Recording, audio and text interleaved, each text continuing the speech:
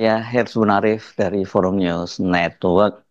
Langkah Said Didu membela dan melakukan advokasi warga Pantai Utara Banten yang lahannya digusur oleh proyek Pantai Indah Kapuk II dan malah berujung dikriminalisasi oleh Abdesi itu menuai banyak dukungan. Ini masih terus mengalir dukungan nih kepada Said Didu. Dan tidak hanya dari kalangan aktivis, civil society, emak-emak, mahasiswa, tapi ini juga dari anggota Kabinet Presiden Prabowo Subianto. Menteri Hak Asasi Manusia Natalius Pigai itu menegaskan kritik itu tidak boleh dilaporkan ke polisi dan dikriminalisasi. Sementara Menteri Desa Yandri Susanto menyatakan dia akan turun ke lokasi untuk melakukan verifikasi. Benarkah warga di Pantai Utara Banten itu digusur secara semena-mena dan aparat desa yang seharusnya membela malah melakukan kriminalisasi terhadap Said Didu, orang yang justru membela warga mereka. Bahkan Menteri Desa ini juga mengingatkan agar para aparat desa itu jangan main mata dengan Pantai Indah Kapuk yang sudah ditetapkan oleh pemerintahan Jokowi sebagai proyek strategis nasional. Banjirnya dukungan dan juga pembelaan dari Menteri di Kabinet Prabowo inilah yang tampaknya membuat asosiasi pemerintah desa seluruh Indonesia itu mulai mencoba balik badan. Dan kemudian seperti dikatakan oleh Ketua Umum Abdesi Surtawijaya, dan juga Mas Kota, Ketua Abdesi Tangerang yang melaporkan Said Didu, mereka minta dimediasi sebagai syarat agar mencabut laporan terhadap Said Didu. Namun alih-alih menyambut tawaran dari Abdesi, Said Didu menolak untuk berdamai dan para pendukungnya juga berencana melaporkan balik Ketua Abdesi Tangerang, Mas Kota yang melaporkan Said Didu. Karena seperti dikatakan oleh pengacara Said Didu, Gufroni, apa urusannya tiba-tiba Abdesi ini melaporkan Said Didu karena Said Didu dalam video-videonya itu tidak pernah menyebut Abdesi atau nama secara spesifik nama maskota ya. Yang dia disebut-sebut kan justru malah wakil presiden dan presiden. Wakil presidennya itu wakil presiden ke-13 ya, Ma'ruf Amin, sementara presiden disebut adalah Presiden Prabowo Subianto. Nah, para pengacara yang membela Said Didu itu juga menduga bahwa maskota ini hanya diperalat untuk menjadi kaki tangan pengembang Pantai Indah Kapuk II. Maskota ini kepala desa Blimbing, Kecamatan Kosambi di Tangerang itu sekarang ini tampaknya mulai kelabakan juga karena kasus lamanya itu diungkit kembali oleh netizen. Rupanya maskota ini pernah dilaporkan oleh LSM ke polisi dan KPK karena diduga menyelewengkan dana desa. Dan sampai sekarang nih kasusnya belum berlanjut karena itu sekarang KPK dan polisi juga didesak lagi untuk membuka kasus ini. Soal pembelaan dari atau dukungan lah gitu dari menteri di kabinetnya Pak Prabowo itu kan sebenarnya yang pertama kali menyatakan itu Natalius Pigai. Tapi kemarin itu hari Rabu Menteri Yandri Susanto, Menteri Desa dan Daerah Tertinggal itu juga menyatakan bahwa dia memang sudah mendapat keluhan ini dari masyarakat terkait dengan pencemaran dan dampak buruk lain imbas pembangunan kawasan proyek strategis nasional di wilayah Serang, Banten. Dia meminta pembangunan yang dilakukan di wilayah pesisir utara itu tidak menimbulkan kerugian bagi masyarakat di desa-desa di kawasan itu. Jangan sampai masyarakat jadi korban. Saya kalau untuk daerah Serang pernah saya kunjungi terutama persoalan lingkungan, kata dia. Pencemaran industri terutama ada rencana Pantai Indah Kapuk II itu. Memang kata dia ada keresahan itu. Karena itu dia rencananya akan turun ke lapangan dan posisi dia jelas. Dia nggak mau masyarakat itu jadi korban pembangunan. Oh ini bukan hari Rabu ya. Dia menyatakan hari Kamis kemarin ya. Berarti ketika dia selesai memberikan kuliah umum di Universitas Pamulang, Tangerang. Dan ini yang penting juga pesan dari Yandri bahwa dia mewanti-wanti agar aparatur desa itu dapat bekerja dan melayani dan melindungi masyarakat dengan baik. Dan dia juga mengingatkan persoalan hukum yang berlaku jika ada aparatur pemerintah desa yang cawe-cawe dalam pembangunan dan pengembangan di kawasan wilayah Pantura Tangerang. Nah, hati-hati ini rupanya ada aturan hukumnya juga yang menjadi kewenangan ini kelihatannya menjadi kewenangan dari Menteri Desa ini. Kalau tidak sesuai prosedur, nggak boleh kan? Kalau ada hukum jual beli tanah, siapa pemilik tanah, harganya berapa, penjualnya siapa kan harus clear.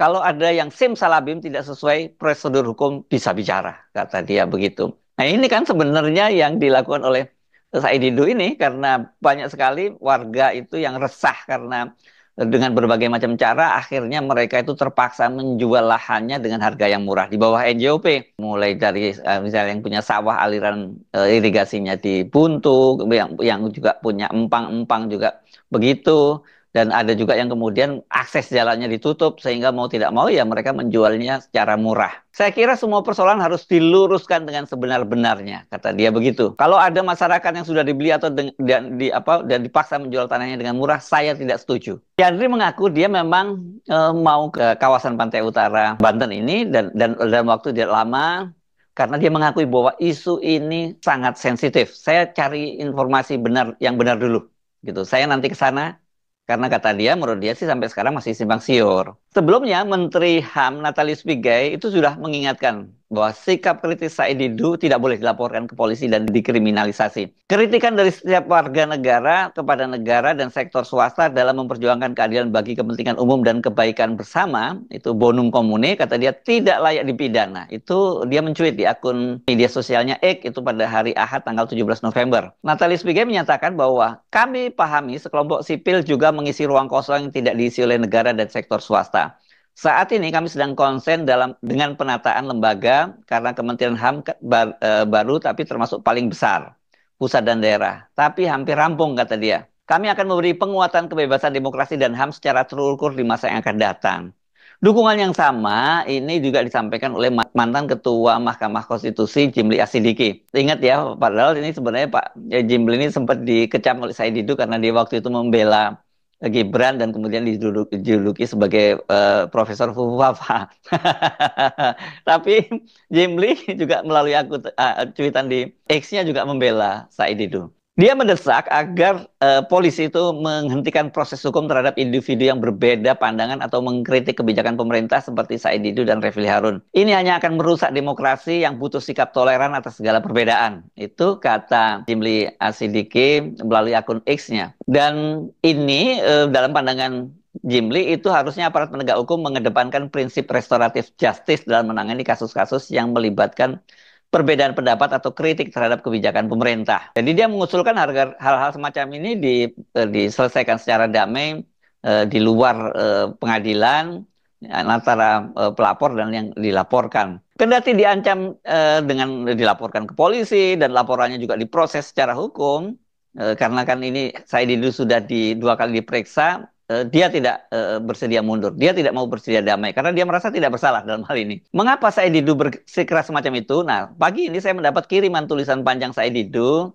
yang menyebutkan bahwa pengembang Pantai Indah Kapuk II itu melakukan penyelundupan hukum. Ini saya bacakan saja ini ya, artikel dia mungkin sekarang sudah nyebar di berbagai media. Dengan cara membaca ini berarti kita nanti akan dapat poin mengapa kok dia tetap ngotot seperti itu, bahkan diajak berdamai, minta dimediasi dengan syarat laporannya dicabut, dia tidak mau mundur begitu. Pengembang PSN Pantai Indah Kapuk II telah mengelabui semua pihak yang menyatakan bahwa lahan yang dibebaskan dengan menggusur rakyat dengan harga sangat murah, dengan berlindung seakan lahan tersebut termasuk PSN Pantai Indah Kapuk II, padahal bukan wilayah PSN Pantai Indah Kapuk II.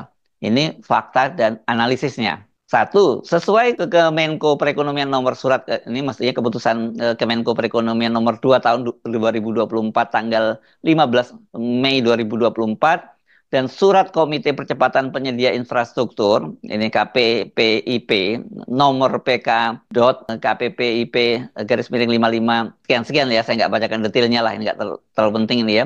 Tertanggal 4 Juni 2024 perihal surat keterangan PT Mutiara Intan Permai sebagai badan usaha pengelola dan pengembang PSN Pantai Indah Kapuk II Tropical Coastland bahwa yang masuk PSN Pantai Indah Kapuk II seluas 1.755 hektar dan itu terdiri dari Taman Bineka 54 hektar, Safari Zoo 126 hektar, Golf Course 135 hektar, Wisata Mangrove 302 hektar, Sirkuit Internasional 217 hektar, dan Ekoturism 687 hektar. Tidak ada peruntukan untuk perumahan. Kedua, saat PIK 2 ditetapkan menjadi PSN, pengembang PIK 2 mengubah dan memasang papan nama proyek di semua wilayah pembebasan di 9 kecamatan. 8 kecamatan dan 1 kecamatan di Serang. Ini Tangerang dan Serang ya maksudnya ya, 8 kecamatannya ya. Ini menjadi Pantai Indah Kapuk II, padahal sebelumnya yang diberi nama Pantai Indah Kapuk II hanya di wilayah Kecamatan Kosambi.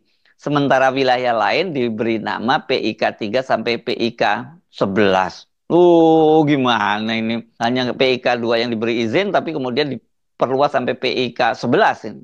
Tiga, pemberian nama PIK2 di semua wilayah pembebasan tersebut patut diduga dimaksudkan untuk menekan rakyat, untuk mengikuti keinginan pengembang menggusur rakyat dengan harga murah dengan berlindung sebagai PSN. Dan itu terjadi di lapangan yang didukung oleh Abdesi.